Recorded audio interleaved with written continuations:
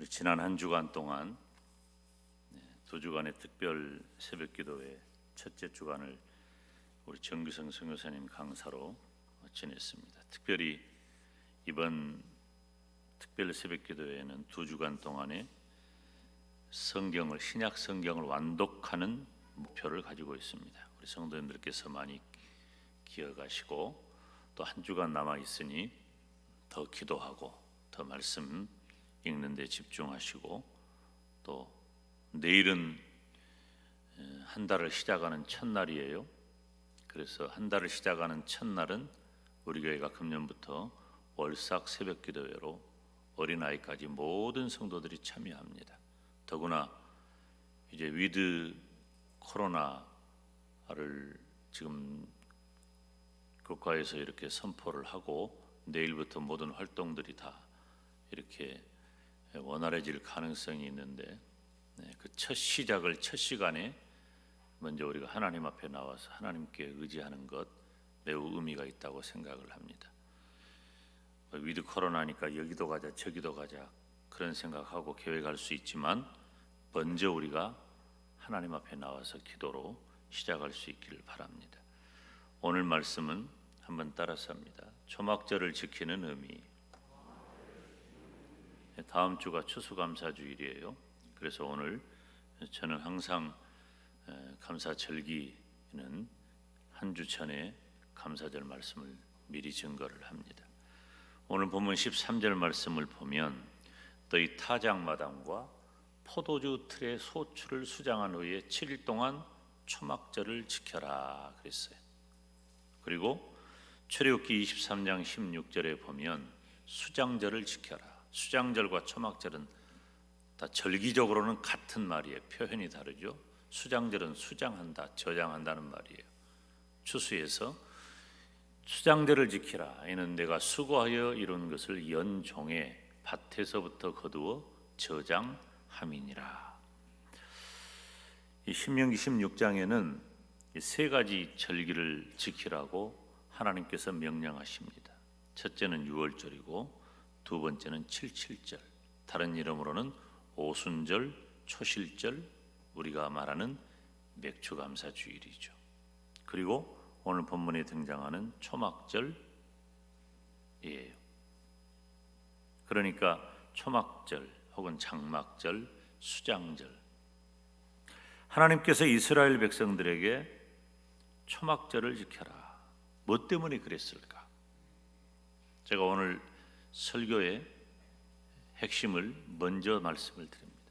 두 가지에 첫째, 풍성한 결실을 주신 하나님께 감사해라. 추수를 한 거니까. 두 번째, 내가 이스라엘 백성 너희들을 애굽에서 건져내지 않았느냐? 그리고 광야 40년 동안 너희들과 함께하지 않았느냐? 그와 같은 것을 너희 자손 대대로 따라서 합시다. 기억하라. 기억하라.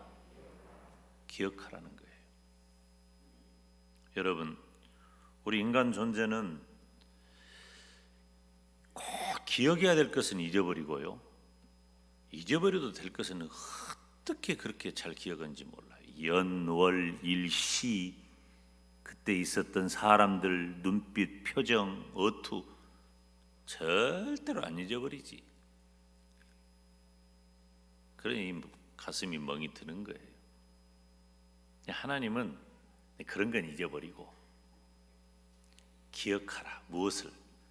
내가 너희들을 애굽 땅에서 건져냈다. 그리고 광야 40년 동안 너희들을 어떻게 인도했느냐. 지금 여기 신명기는 아직 가나안 땅 들어가기 전입니다.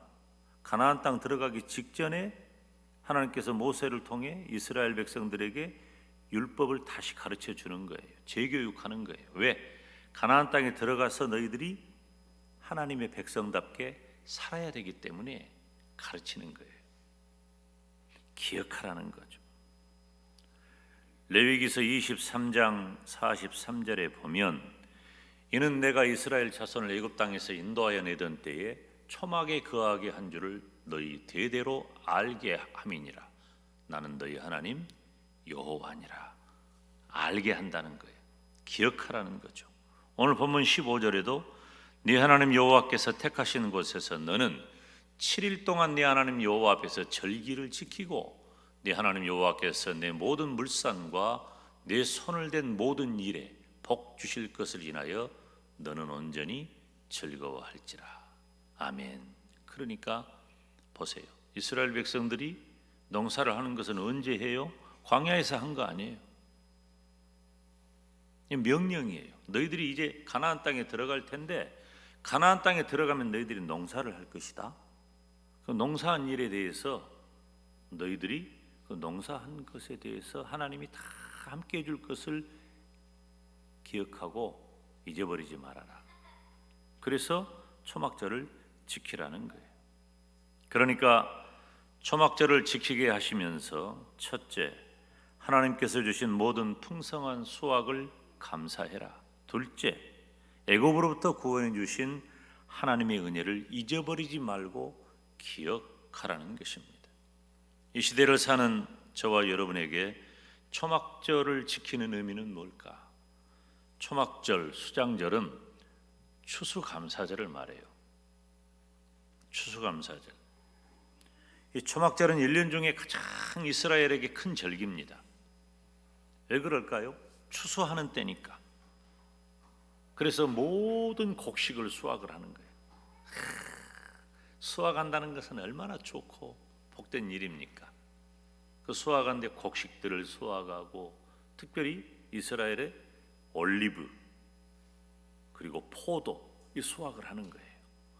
여러분은 뭐 올리브를 수확해도 포도를 수확해도 마트 가서 사 먹으면 되겠지 그런 생각하는데 이스라엘 입장에서는요. 여러분 보세요. 지금부터 3,500년 전이에요. 3,500년 전에 이스라엘 입장에서 보면은 곡식을 거두고 올리브를 거두고 포도를 거둔다. 중동 지역에 사는 사람들에게 최고의 잔치가 되는 겁니다. 제가 자원봉사를 그전에 가보면 보리를 벨 때 자원봉사 나가는 것하고 별을 벨 때 나갈 때 보면 이 색거리가 나오는 게 달라. 보리 벨 때 나온 색거리하고 벼 벨 때 나온 색거리가 달라.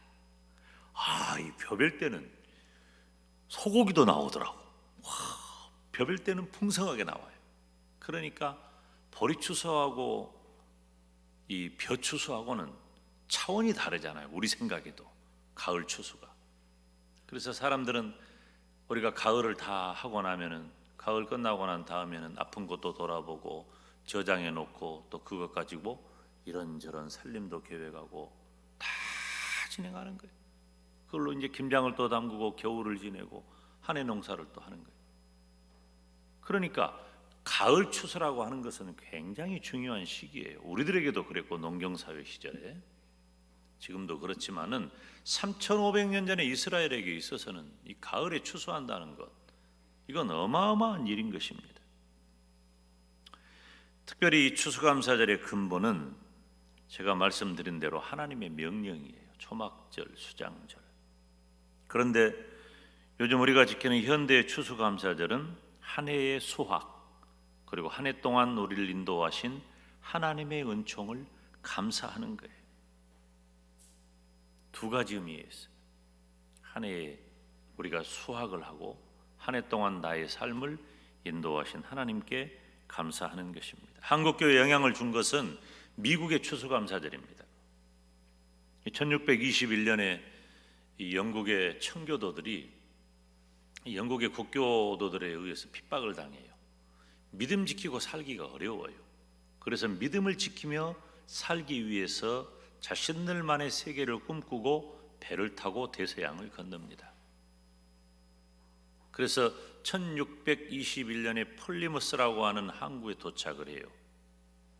지금도 그 항구를 가보면 1621이라고 바위에 새겨져 있어요. 그리고 그곳에 최초의 예배당이라고 건축이 되어 있습니다. 물론 지금 세워진 예배당은 원래 세웠던 예배당은 아니에요. 그 예배당은 허물어지고 다시 최초의 예배당 터에 최초의 예배당을 복원해 놓은 것이죠. 그 미국에 도착을 했는데 사실 이 청교도들이 배를 타고 출발하면서부터 대서양의 엄청난 풍랑, 그리고 뜨거운 태양, 아메리카 대륙에 도착한 이후에 그곳에서 만나는 풍토병, 인디안과의 다툼, 그리고 정착하는 과정에서 농사하는 모든 일들 쉽지 않았어요. 상당히 많은 사람들이 다 죽어나갔습니다. 그리고 가을에 추수를 하게 된 것입니다. 그러니 얼마나 감격스럽고 감사했겠어요. 청교도들은 믿음의 사람이니까 수확을 해놓고 추수를 한 다음에 하나님 앞에 감사의 예배를 드린 거예요. 하나님 감사합니다. 이 추수감사드린 거예요. 우리나라는 1912년이에요. 우리 조선예수교 장로회 첫 번째 총회가 열렸는데 감사절에 대한 얘기를 의논을 했습니다. 그때 감사절을 10월 4일로 정해요. 음력 10월 4일로 정하고 표시된 대로 말하면은 외국 전도, 그러니까 선교죠. 외국 전도를 위하여 강도하며 설교를 하라는 거예요. 외국 전도를 위하여 설교하고 기도하고 특별히 연보해서, 즉 헌금해서 선교비로 충당해라. 이것이 조선 예수교 장로회 추수감사절의 첫 번 의의였습니다. 그리고 1914년 제3회 총회, 아마도 제3회 총회에서 총회장은 유진별 선교사님이었어요. 우리 대한예수교 장로회 총회 역사를 보면은 3대 총회장이 바로 우리 유진별 선교사님이었죠. 그때 감사일을 선교사님들이 한국에 처음 온 날이 언제냐면은 11월 셋째 주 지난 수요일이었으니까 그날로 정하자. 한국교회 대부분은 미국의 영향 때문에 11월 셋째 주일을 추수감사주일로 지킵니다. 우리 교회는 제가 목회하면서 광주에서부터 단민 목회를 하면서 이미 추수가 다 끝난 것을 감안해서 11월 첫째 주일을 추수감사주일로 지키게 되었습니다. 근데 중요한 것은 어떤 분은 그런 얘기를 또 할 수도 있어요. 실제로 제가 다른 목사님에게 그런 얘기를 들었어요. 왜 셋째 주일인데 첫째 주일 하냐? 그렇게 말하는 분이 있을 수도 있어요. 중요한 것은 매년 우리가 절기를 지내는 형식보다도 그 의미가 훨씬 크다는 것입니다. 초막절을 지키는 의미는 추수감사절의 의미인 것입니다. 우리가 두 가지 생각할 수 있는데요. 초막절을 지키는 의미는 첫째는 소출에 대한 감사예요. 생업에 관계된 겁니다. 아까 우리가 읽었던 신명기 16장 13절 오늘 본문에 너희 타작마당과 포도주 틀의 소출을 수장한 후에, 저장한 후에 7일 동안 초막절을 지켜라. 사랑하는 여러분, 우리가 초막절을 지키는 의미는 우리의 생업을 인도하신 하나님께 감사하는 거예요. 너희 타작마당과, 타작마당은 곡식을 거둔 다음에 타작한다는 의미잖아요. 그리고 포도주의 소출을 수장한 후에, 지금은 농경시대가 아니잖아요. 물론 농사하는 분도 있으셔요. 그렇지만 우리의 생업은 시대가 산업화되어지고 지금 또 지식정보화 시대가 되고 앞으로도 계속 바뀔 거예요. 그래서 우리들의 생업의 조건이 반드시 농사만은 아니에요. 많이 바뀌었습니다. 그래서 우리의 생업을 인도하신 하나님께 감사해라. 내가 직장 생활을 하든지 사업을 경영을 하든지 농사를 하든지 업을 하든지. 그런데 지금 우리 모두는 전무한 고통의 시간을 지내고 있습니다. 그것은 바로 코로나19 바이러스 전염병 때문입니다. 작년 3월에 세계보건기구에서 코로나 전염병을 전염병 경보의 단계가 1단계, 2단계, 3단계, 4단계, 5단계, 6단계가 있는데 최고 단계인 팬데믹을 선언합니다. 우리말로 표현하면은 감염병의 세계적 유행이라고 표현할 수 있어요. 실제로 그렇게 쓰고 있고. 그런데 이 팬데믹이라고 하는 게 헬라어에서 출발한 말인데 두 단어가 합해진 거예요. 팬이라고 하는 단어는 모두라는 뜻이에요. 데믹이라고 하는 말은 사람이란 말이에요. 즉 모든 사람이라는 말이에요. 그러니까 무슨 말이에요? 전염병이 세계적으로 감염되되 세계적으로 전파돼서 모든 사람에게 감염될 위험이다. 얼마나 심각합니까? 세계보건기구에서 몇 차례 팬데믹을 선언한 적이 있어요. 그렇지만 지금은 여전히 진행 중이고 예측할 수가 없어요. 자꾸 변이 바이러스가 나오니까 자꾸. 제가 통계를 봤는데 10월 26일 현재 전 세계 코로나 바이러스 감염증 환자는 누적 확진자예요. 환자가 아니라 누적 확진자가 2억 4,300만 명쯤 됩니다. 제가 반올림 대충 한 거예요. 2억 4,300만 명. 죽은 사람은 500만에 가까워요. 코로나 때문에 죽은 사람이. 미국에서만 73만 명 정도 죽었어요. 브라질은 60만 명, 인도는 45만 명. 우리나라는 36만 2,639명이 확진되었다가 33만 4,581명이 완치되었습니다. 직간접적으로 코로나 때문에 영향을 받아 사망한 사람은 2,830명이에요. 그런데 최근에 2차 접종을 완료한 사람이 우리나라의 현재 74.6%, 75% 정도 되죠. 70% 정도가 되면은 이제 어느 정도 형성이 되었다. 방역 체계가 형성이 되었다라고 보는 거죠. 그래서 내일부터 위드 코로나가 됐는데 내일부터 위드 코로나니까 마음대로 다 해도 되느냐? 그렇지 않습니다. 우리 교회는 여전히 방역 체계를 그대로 지킬 것입니다. 지금 우리 성경을 읽는 분들 새벽에 위에 올라와서 이 벽이 있는 벽을 두고 성경을 읽죠. 더 강화한 거예요. 조심한 거예요. 지금 여러분들이 앉아있는 자세도 사실은 50%이기 때문에 괜찮아요. 그런데 우리는 1차적으로 2명 1명 앉으시고 그리고 혹 3명 2명 앉으시는 정도까지. 이것은 우리가 그동안 계속 해왔던 상황이기 때문에 우리로서는 크게 문제가 안 됩니다. 그렇게 해도 우리 예배 공간으로는 3부 예배를 드리면 충분히 커버할 수 있다. 여러분 어떻습니까? 지금 말이니까 그렇지 2년 동안 거의 생산활동이 얼마나 많이 제한되었습니까? 장사하는 분들, 사업하는 분들, 제가 이제 사람들을 많이 만나지 않기 위해서 이동을 할 때도 제 차로 이동을 하든지 혹은 대중교통을 타지 않고 택시를 탈 때가 있어요. 택시 기사에게도 묻고 식당에 가서도 묻고 다 여러 사람에게 묻습니다. 긍정적인 말한 사람이 한 사람도 없어요. 근데 그전에도 그랬어. 사실 왜 꼭 택시는 항상 손님이 없는지, 왜 꼭 장사하는 분들은 언제나 장사가 안 되는지. 근데 지금은 그때하고 비교할 수 없이 훨씬 더 심각한 상황이 되었죠. 그래서 국가에서 재난극복 지원금을 지급할 정도예요. 지금은 너나 없이 다 힘들어요. 힘들지 않은 사람이 없어요.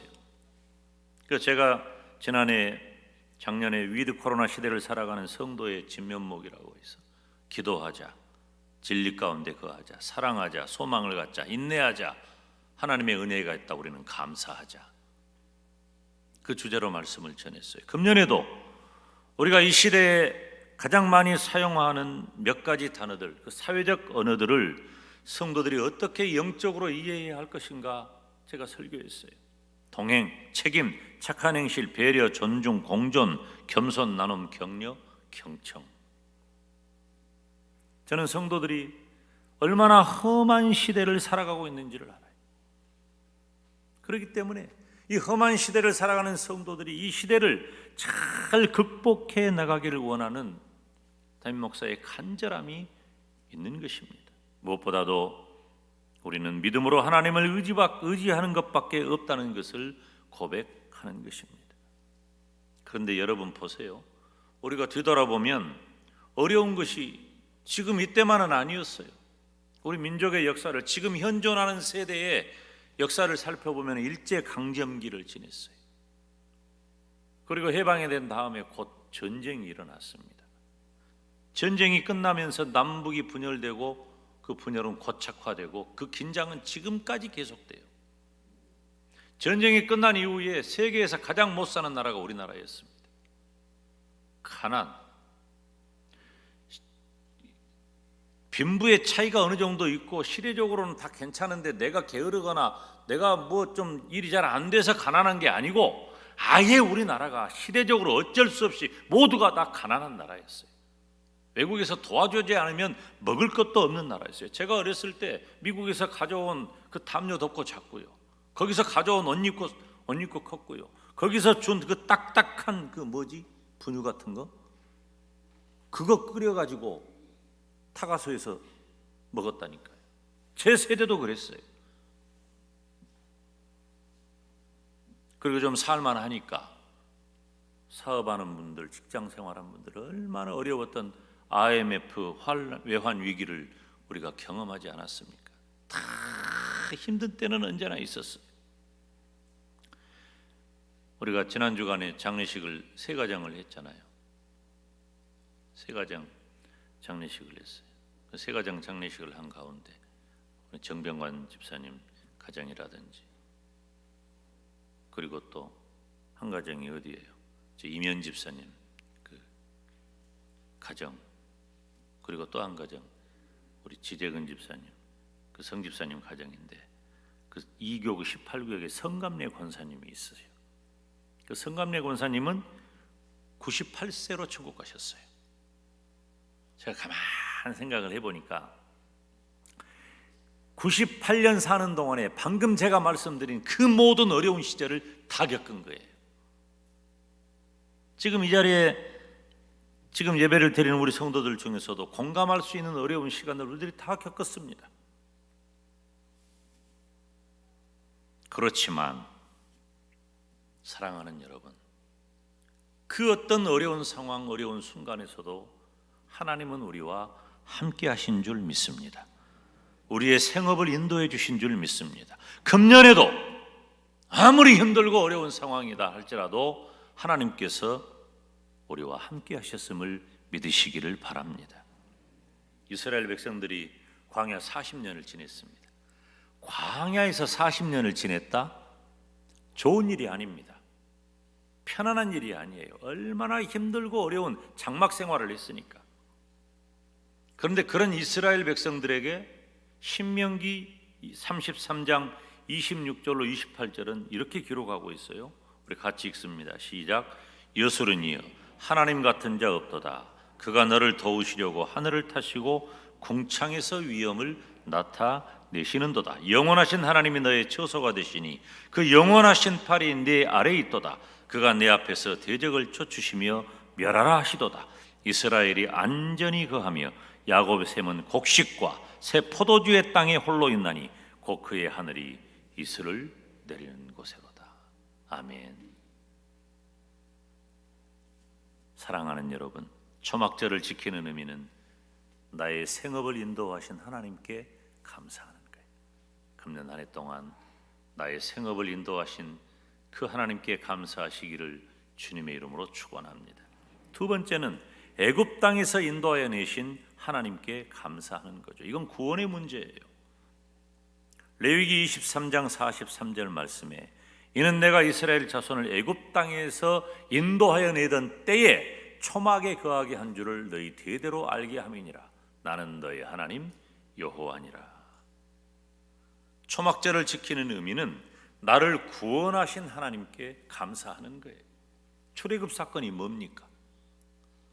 출애굽 사건이 이집트와 이스라엘에 관계된 사건입니까? 그냥 역사적인 사건으로 멈춥니까? 아니에요. 성경이 기록하고 있는 출애굽 사건은 영적인 의미예요. 그것은 바로 죄에 빠져 영원히 죽은 나를 구원하심을 상징하는 것입니다. 애굽은 죄악의 땅입니다. 불신의 땅이에요. 하나님을 섬기지 않는 곳이에요. 그래서 하나님의 백성은 하나님을 섬겨야 할 가나안 땅으로 인도해 내신 거예요. 애굽이 사망과 멸망이라면 가나안은 구원이에요. 그래서 하나님께서는 이스라엘 백성을 애굽 땅에서 건져 내신 겁니다. 에베소서 2장 1절에 너희의 허물과 죄로 죽었던 너희를 살리셨다고 말씀합니다. 저와 여러분은 죄로 인하여 소망이 없는 멸망의 상태였습니다. 비참한 거예요. 여러분, 그 비참함을 애굽의 노예 생활로 드러내고 있잖아요. 애굽의 노예 생활의 그 비참함을 보면서 우리는 범죄하여 타락했던 우리의 비참함, 우리의 멸망을 봐야 합니다. 그렇지만 하나님께서는 나를 기억하시고 나를 선택하시고 나를 사랑하시고 나를 구원해 주신 줄로 믿습니다. 하나님의 은혜가 임한 거예요. 소망 없는 이스라엘이 애굽 땅에서 건짐을 받았어. 하나님의 은혜인 거예요. 그런 이스라엘에게 신명기 33장 29절은 이렇게 기록하고 있습니다. 같이 읽습니다. 시작. 이스라엘이여 너는 행복자로다. 여호와의 구원을 너같이 얻은 백성이 누구뇨? 그는 너를 돕는 방패시요 너의 영광의 칼이시로다. 내 대적이 내게 복종하리니 내가 그들의 높은 곳을 밟으리로다. 아멘. 사랑하는 여러분, 하나님께서는 저와 여러분을 구원하셨고 어떤 경우에도 천국으로 우리 모두를 견인하실 줄로 믿습니다.